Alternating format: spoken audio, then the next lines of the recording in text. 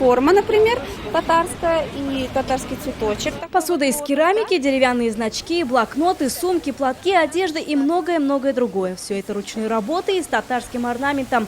Площадь перед театром Камала сегодня захватили дизайнеры. Не только казанские, приехали и из-за рубежа. Поскольку мы проживаем все-таки в Узбекистане, в Средней Азии, мы смешиваем стилистику, узоры, это восточные татарские узоры.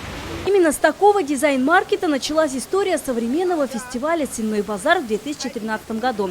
Хотя истоки его уходят на 100-200 лет назад, когда на Сенной площади в Казани был своеобразный восточный базар. Он часто упоминался в произведениях Абдуллы Тукая. Сегодня татарская молодежь делает его в новом формате. Наша идея – показать местную, локальную идентичность для туристов, для горожан,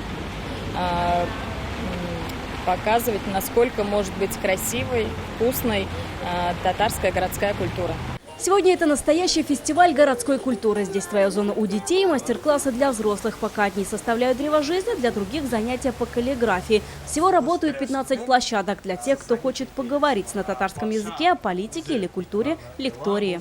Когда читаются лекции на серьезные темы, то, соответственно, и формулировки становятся серьезными, и публика привыкает к такого рода диалогу и общению. Площадка, она позволяет погрузиться в свою атмосферу и в то же самое время транслировать очень интересные национальные аспекты на самую широкую массу. Даже исполнять татарский танец научат, а в большой компании это делать веселее. Хорошая возможность бесплатно научиться танцевать наш национальный танец. Такое ощущение, как будто я вернулся на 100, на 150 лет назад. Все так по-настоящему, по-татарски. В программе фестиваля есть и экскурсии, не только пешие, но и, например, на самокате, начиная отсюда по набережной Кабана и по старо-татарской Слободе.